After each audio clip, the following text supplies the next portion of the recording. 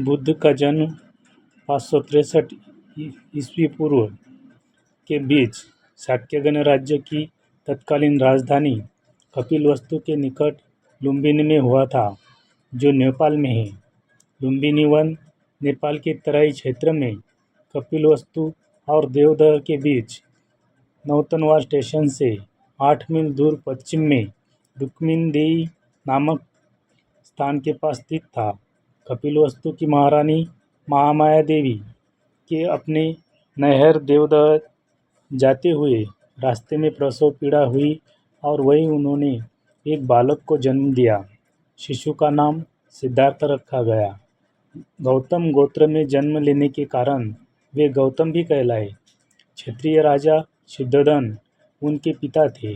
परंपरागत कथा के अनुसार सिद्धार्थ की माता का उनके जन्म के 7 दिन बाद निधन हो गया था।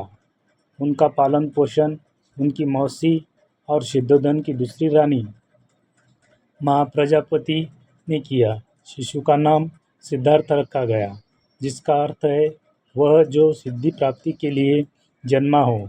जन्म समारोह के दौरान साधु दृष्टा आसित ने अपने पहाड़ के निवास से घोषणा की, बच्चा या तो एक महान राजा या एक महान पवित्र पथ प्रदर्शक बनेगा। शुद्धोधन ने 5वें दिन एक नामकरण समारोह आयोजित किया और 8 ब्राह्मण विद्वानों को भविष्य पढ़ने के लिए आमंत्रित किया। सभी ने एक सी दोहरी भविष्यवाणी की कि बच्चा या तो एक महान राजा या एक महान पवित्र आदमी बनेगा।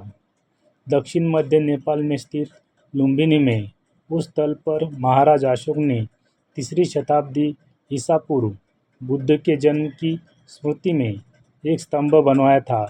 बुद्ध का जन्म दिवस व्यापक रूप से थेरावदा देशों में मनाया जाता है।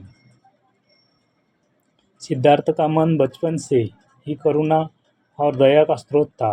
उसका परिचय उनके आरंभिक जीवन की अनेक घटनाओं से पता चलता है।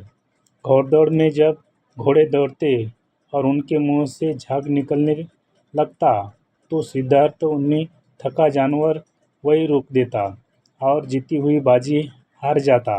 खेल में भी सिद्धार्थ को खुद हार जाना पसंद था, क्योंकि किसी को हराना और किसी को दुखी होना उसे नहीं देखा जाता था। सिद्धार्थ ने चचेरे भाई देवदत्त द्वारा तीर से घायल किए एक हंस की सहायता की और उनके प्राणों की रक्षा की। शिक्षा एवं विवाह। सिद्धार्थ ने गुरु विश्वामित्र के पास वेद और उपनिषद को तो पढ़ा ही, राजकाज और युद्ध विद्या की भी शिक्षा ली। कुश्ती, घोड़दौड़, तीर कमान, रथ हाँकने में कोई उसकी बराबरी नहीं कर पाता था। 16 वर्ष की उम्र में सिद्धार्थ का कन्या यशोधरा के साथ विवाह हुआ। पिता द्वारा ऋषियों के अनुरूप बनाए गए वैभवशाली और समस्त भोगों से युक्त महल में वो यशोधरा के साथ रहने लगे, जहाँ उनके पुत्र राहुल का जन्म हुआ।